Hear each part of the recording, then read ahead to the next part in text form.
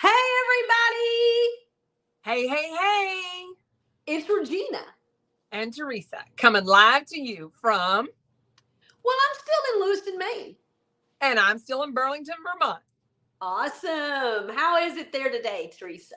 Well, right now it's a little overcast. It's been snowy this morning, a little chilly, a little snow on the ground on the cars and the driveway. How about you? Well, it is clear here today in Lewiston, Maine. The sun is shining. There's a few little clouds. It's really pretty. We had a little dusting of snow yesterday on the back deck out here, but other than that, it's just cold. My little dog Ellie Mae, not knowing what to think about that this morning when we went out, but we made it, and I would love to show her to you right now if I could get her over here, but she is snuggled in her bed with her buffalo plaid Christmas pajamas on. Oh, little Ellie Mae. Well, she'll have Little to make her Ellie Mae. appearance. She'll have to make her appearance later. She might make an appearance later. Yes. All right, Regina, what are we doing today? What are we talking about? Girl, well, hang on now. What time is it, T? You know what time it is. Yes, this is my favorite time. Or not, depending on the question, right? We are not really strangers. We're going to switch this up just a little bit from how we've been doing it. So this time, one question for all three of us. One question for you, the same question for you, for me, and for you guys, sojourners. All right, so you know what to do? Drop your answer in the chat. Oh, where's my camera? Right there. Drop it in the chat. All right, ready, Regina? You're going to go first today. Okay. What's the most pain you've ever been in that wasn't physical? Okay. Couple of things pop in my mind real quick. I think probably the most pain I feel like that I felt just like tore me in two was when my dad passed. That just losing my dad and my mom both. I lost my dad 12 years ago in January, my mom 2 years ago this past July. That was a lot. Just such a final connection to life, when both parents have gone. And then I think the other thing for me, I told you, I think on one of the very first episodes we did, that I'm single. Well, I'm single because I'm divorced. Right. And so, having that, I think, the emotional pain and of that going through divorce, again, it's not death per se, but it is a very final act. And it's difficult. You do grieve, you do go through loss, and you're grieving the loss of what you thought you had, the loss of the dreams you had, the plans you made. All of that shifts, all of that changes now. And so I would say that, and just trying to cope with that. Yes. Yeah. Okay. So this is just another affirmation of how similar our lives are. Which is crazy because some of this I knew, some of this I didn't know about you and the timing of these things. But I also lost a parent this within the last year and 3 months or 2 months. And that was painful. That was not, when I read that question, that wasn't what popped in my mind the most.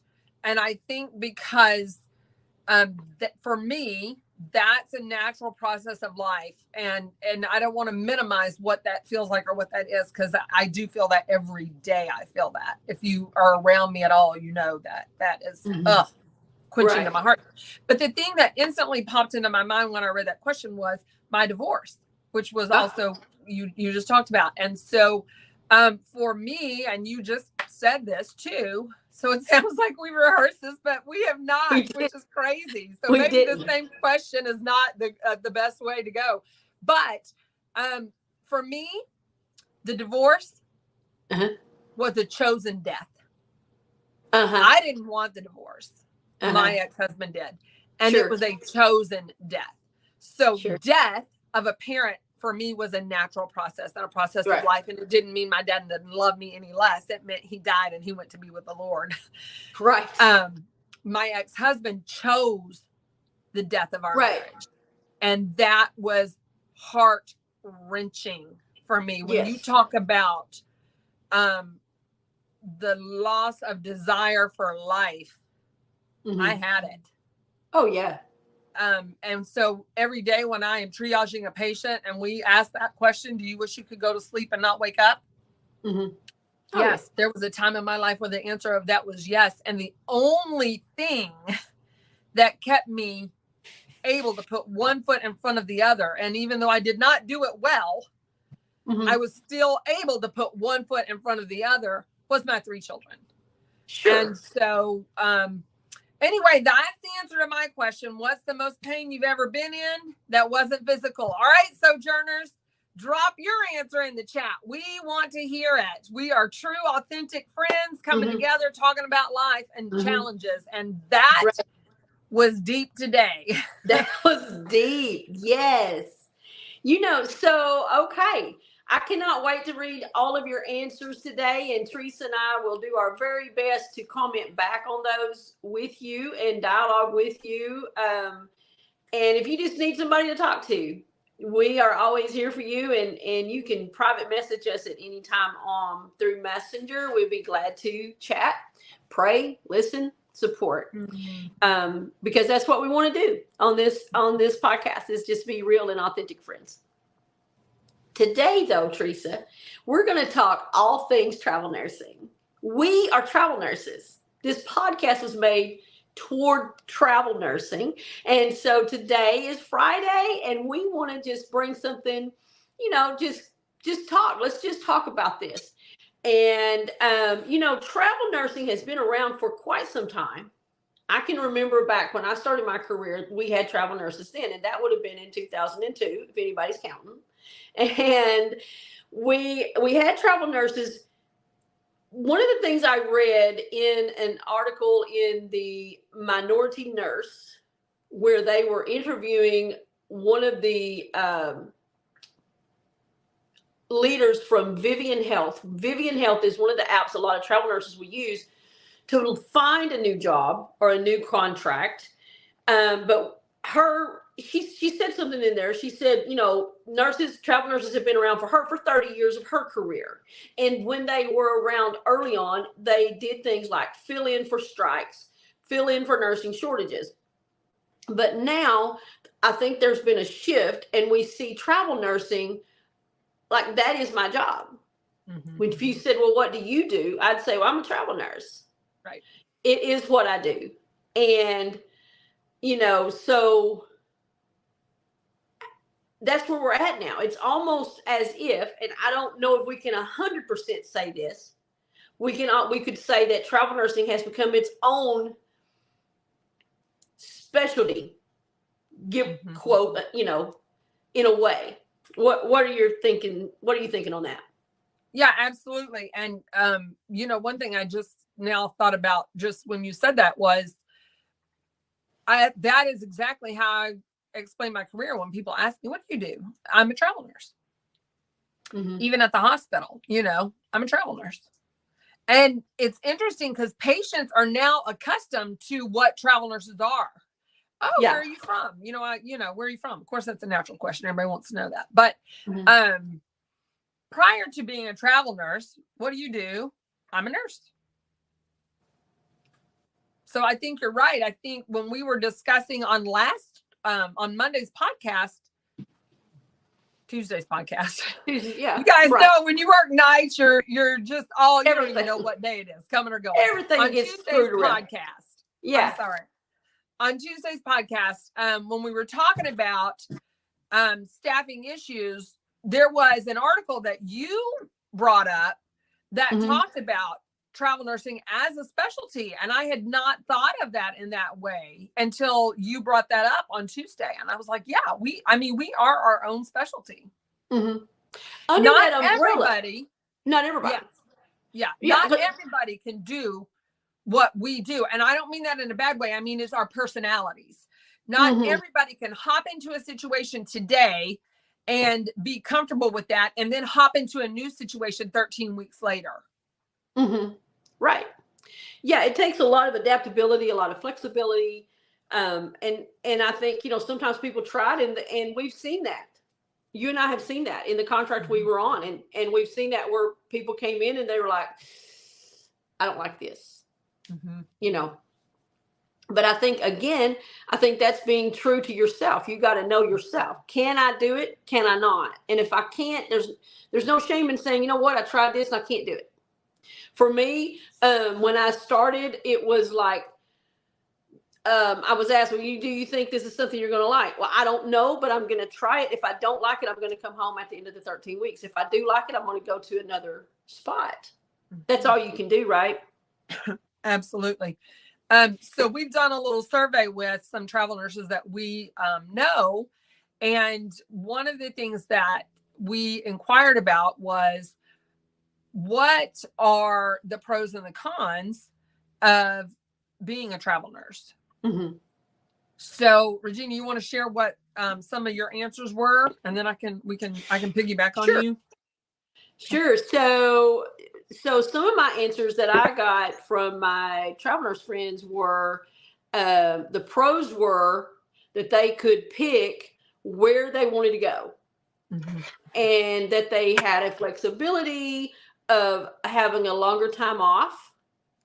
They get to meet a lot of new people from all different places, and they get to look at how hospitals across the nation do the same procedure, but they have different ways, different things they do sometimes, and learning and using new equipment that you might not have been able to have the opportunity to use if you were just like at your home hospital. Especially if you come from a very smaller area and you're going to these larger metropolitan areas, you know, you might not get to use the newer, fancier, whatever you want to call it, equipment. Some cons were that when they do have that longer period of time off, they don't have insurance. And one of the big things that they responded on the con was having to constantly prove yourself to the other nurses, the other staff, the doctors, and everybody around you. And you do that every 13 weeks. You got to reprove yourself. So, you know, what were the reasons that they went into traveling? Was that they wanted to see the world. And one of the big ones was they did not feel appreciated at their home hospital. And then three choices, or three things that factor into where they go as far as a contract, would be, this particular girl, she shared with me, she goes, you know, it's the location for me.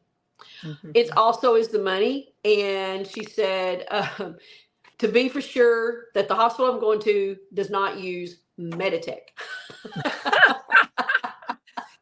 Meditech is like funny. The bane of our existence. Oh my goodness. Yes, absolutely. Woo. Absolutely. How about you? So, well, real quick, let me just throw a question and ask you out there, since we're talking about Meditech. What's your favorite charting system? Good one. Good one. My favorite charting system? Oh, I think I like Epic. I think I do. It's easy for me to use. It's very user friendly, and you can move quickly and easily through it, and I like that.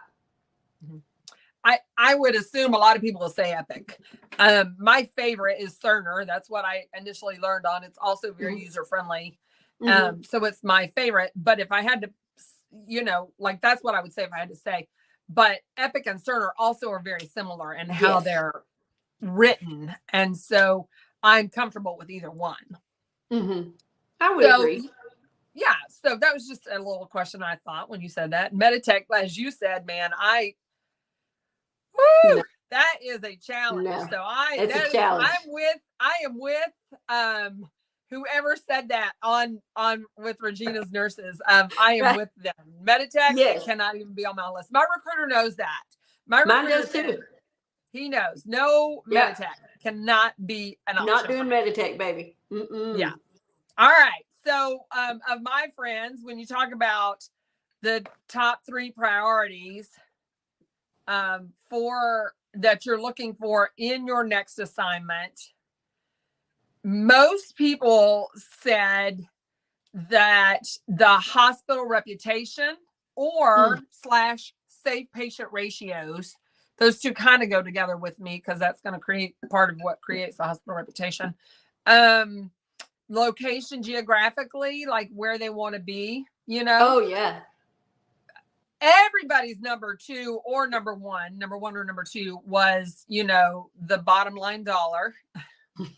Right. And this was an interesting one to me that somebody put, how responsive the managers are prior to the assignment with any questions or concerns they have. The reason that's interesting to me is because a lot of times I'll take an assignment and haven't even talked to a manager. That happens to me a lot. And then you go in wondering, but yeah, I get that. If I had the availability to talk to a manager prior to, I would, man, I would want to, and that would factor into my decision making. That is for sure. Another thing, let's see, the pros and the cons. I think, let's see, pros. This to me is a good thing, and it would probably pop up on my answers, is that if you're in a bad situation, it's going to be over in 13 weeks. So, you know, you can stick out anything for 13 weeks. Usually True. And you have the option, you know, to then commit to another 13 if you want to, or if the place is looking for an extended contract. So that was a pro. Another pro was being able to choose and pick your scheduling, which some places you have complete autonomy in that, and you get to write your own schedule. I'm kind of at a place like that right now. I get to go in and say, these are the days I want to work. And I haven't had it come back that, no, this isn't going to work yet. So that's a huge thing. But if you look at not necessarily the daily ins and outs of that, but if you look at the calendar wide, the 12-month calendar of that, a lot of nurses plan their contracts around the days they want off, or, you know, holidays or whatever time that they know they definitely want off, vacationing or whatever. So we do have the flexibility for that. Some cons that I heard, and also kind of goes into the most challenging thing once you arrive at a location, having to learn where everything is and the protocols for everywhere. Those are things that I would say appear on my list as well. Getting to know the staff, getting to see if they're travel friendly or not. A lot of staff is travel friendly, but I have been in some places that are not travel friendly. Sure. Yeah. So yeah, those are some of the answers I have from our survey. You know what's funny though? When we talk about after you get the contract and you move across country or wherever it is you're going to go, and you talk about, well, what's the biggest struggle when you get there? I'm going to tell you what, girl. For me, it was, how do I get out of this garage to the front door? Like, how do we, you know, because, you know, I'm going to park over here in this garage. Oh, but now, you know, they send you instructions, take the shuttle, do this, and then get over here and go here. And I'm like, how do I get to the shuttle? Oh my gosh, where's that? You know? And so just that first day, I think the first day is hard because you're trying to find your way around. You don't know where anything's at. You don't even know where the bathroom's at. I need to know where the cafeteria is at. I need to know all of these little things that we take for granted in a very in a staff position that we just do every day. But all of a sudden, I'm thrown into this environment. I don't know where anything is at. It can be stressful. I tell people that the first 2 to 3 weeks are hard, and then you hit about week 4 and you've met some people, you know some people, and from week 4 on through, I would say, and you may disagree, but to about week 9-ish or so, it's wonderful. And then about week 10, you start realizing in 3 weeks I'm going to leave here, and I've got to leave these people that I know and that I've made friends with. And so I think, you know, those are some things. Yeah. Yeah. For sure. So I agree 100% on the parking garage or the parking lot. So one thing that I am very cognizant of on our podcast is we want to be honest and we want to be authentic. And I want to give credit or props or pros to where they're due. I do not want to call anybody out specifically on things that need to be improved or have room for improvement. I want to talk about the issues, but I don't want to be demeaning. But I do want to give credit right now. This is a prop for Maine Med and that shuttle. Man, I'm going to tell you that they have that shuttle down to a T. Yeah. And when you go to other places that use a shuttle and they're trying to make it work, and you're like, it's different. It's different. You need to send somebody over to Maine Med and learn how they use that shuttle system because they really have that down. So kudos to Maine Med for that. Kudos to Maine Med. Yep.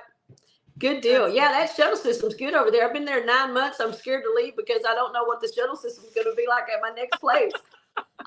Right. Man, the place I'm at right now, it is huge. It is so big. And depending on what shift you work, there's different parking lots that you have to park in. And sure, so I've seen that. It has been a challenge. Hey, so moving on, tell us, because you told me, you gave me some numbers of the top 10 travel nurse specialties right now. You gave me some feedback on that that you found. Yep. Okay. So these, this was posted by travelnursing.org in July of 23. So somewhat current. We're within about 5 months of this article being written and posted. The top 10 travel nursing specialties in demand. Number 1, cath lab, cardiac cath lab. Number 2, ICU. 3 is L&D. 4 is pediatric nursing. I see that on all of the job boards, pediatric nursing. And I've seen a lot of pediatric ER as well. 5, OR. 6, med surg. 7, hospice. 8, emergency room. Number 9, oncology. And number 10, home health nursing. Wow. So according to travelnursing.org in July of 23, those were the top 10. Those are the top 10. I don't feel like they've changed too much. They might have switched position a little bit, but those are the positions I see anytime I'm looking at contracts.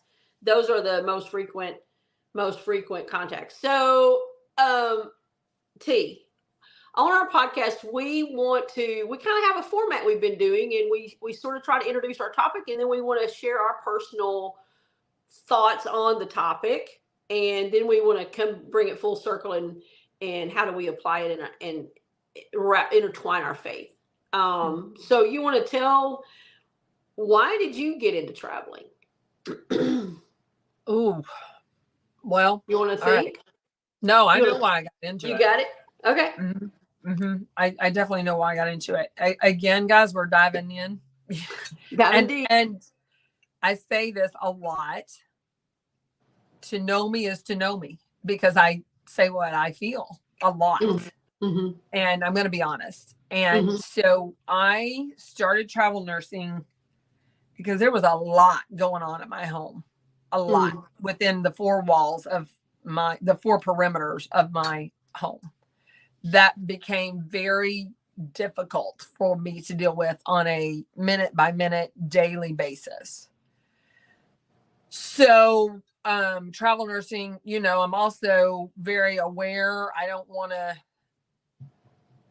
I'm just very aware of what makes the most bottom line sense. Sure. And so travel nursing had been on my radar for a while. And I had actually already done some strike nursing. And then when this issue was going on at my house that I just had to escape, and I needed a healthy way to escape. This was it. There you go. I could go work. I could make an income. I could figure out how to deal with what I needed to deal with. And it took me a while to get to that place. Mm-hmm. And in the meantime of that, I fell in love with travel nursing. And so that's why I started travel nursing. And, you know, as you continue through life, your stages and change. And so we're about to be at a sweet spot where my husband's going to retire and hopefully travel with me for a little bit. That'd be great. And then you know, you'll see. Yep. Well, like for me, the reason I got into travel nursing, I grew up in the South. I know you can't tell by the accent, but here we are. And so I grew up in Arkansas, rural Arkansas, and my dad was a farmer, and that's what we did. We farmed. And there wasn't a lot of trips. There wasn't a lot of vacations per se. Farming is 24/7, 365, I think. And I said to myself, I remember growing up and I was in college at one point and I was like, I know there's more to life than this.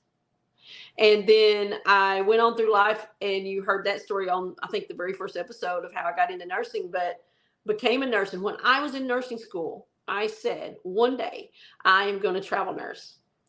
And I finally, 3 years ago, got to this point where the timing was good and that I could do it. At that time, I also, right ahead of that, about a year before I started traveling, that's when I got divorced. And my ex-husband and I have a great relationship. He is my daughter's dad. And he said to me, Regina, I know you've always wanted to travel nurse. I don't want this to deter you. And so we have an arrangement with her. And so it works out really good. That we have this shared custody thing. I can travel nurse. I can see my daughter. It's great. But one of the reasons too, at that point, it's almost like I lost myself. And I needed to know who I was again. And so out here, it's just you, and you have like a self-discovery. And so I've enjoyed that about travel nursing, learning myself and what I like and what works for me and what don't. But I'm like Teresa, once I got out here, there was a learning curve, but then I fell in love with this. I don't think I want to do anything. I can't see me do anything else right now, but I love it. And that's my story as well. Yeah. Well, how do you feel like, Regina, bringing in, how do we intertwine this with our faith? When you're talking about travel nursing as a specialty, how do you feel that particular topic meshes, or how do we bring our faith into that?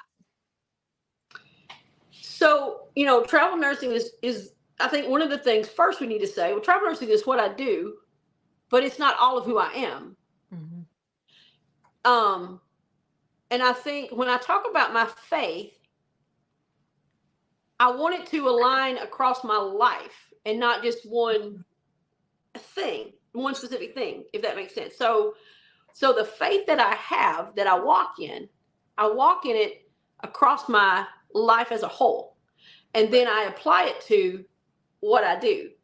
And so there's a verse that, and you and I talked about this, we quote this verse a lot. And I'm sure maybe a lot of people do, but it's Philippians 4, verse 13. And it says, I can do all things through Christ who strengthens me. And I had to really think about that, because as a travel nurse, we have to be adaptable. We have to be flexible. We're placed in situations sometimes that are not pleasant, and we face adversity. Sometimes we face hostility from our patients, from the patient's family, from different people. It doesn't matter. But sometimes things are not all just sunshine and roses out here. And so how does my faith play in? Well, that verse helps me because it tells me, Teresa, that the God of the universe dwells in my heart. And as he dwells in my heart, I am infused with his power. I am infused with his spirit to go forward, do my job, go through life, even the divorces that we talked about, even death that we talked about. I can go forward through whatever circumstance, because the King of all kings lives in my heart and gives me that peace. And that is what sustains me every day, every single day. Yeah. Yeah.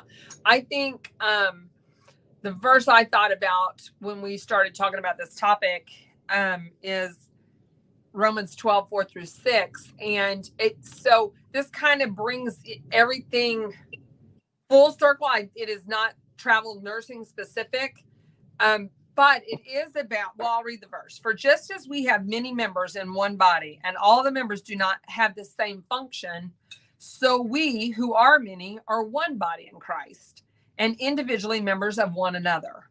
Since we have the gifts that differ according to the grace given to us, each of us is to exercise them accordingly.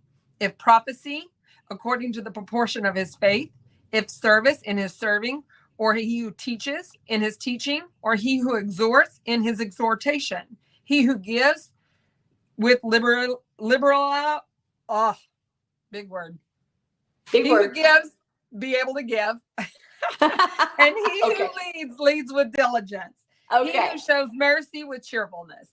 All And right. so to me, there are so many facets of nursing, and they all work together. We're all Yes. one body. We are all one body to help a patient, care for a patient, heal a patient, help heal a patient. Whatever that looks like as a whole, nursing as a whole. And we learn that in nursing school. That's the difference in, some of the areas of medicine. Nursing is nursing the body as a whole. And to me, this is just the perfect verse for that. For just as we have many members in one body, we are a member of the travel nursing specialty. But Right. my patient then goes to the floor or the cath lab or the OR or the IR or, in any number of places. But every place that patient then goes to, that nurse and I need to be able to work together and to make that transition smooth for the patient and smooth for the nurse as well. And so my challenge or my call here is, hey, let's do this and do it beautifully for our patients. Right. The bottom line, we talk about the bottom line a lot. The bottom line is patient, patient care. And we got to work together to do that. Absolutely. You know what, tribe? We're going to wrap this episode up because Regina's out of coffee. So this is a good time and everything. I hope you've enjoyed this discussion today. I would love for you, and Teresa would love for you, to drop your thought about travel nursing, questions maybe that you might have, anything that you would like to contribute to this episode today. Drop it in the chat. We'd love to hear from you. Okay, Have tribe? a great day, guys. Have a great day. We love you guys. Bye-bye. See you Tuesday.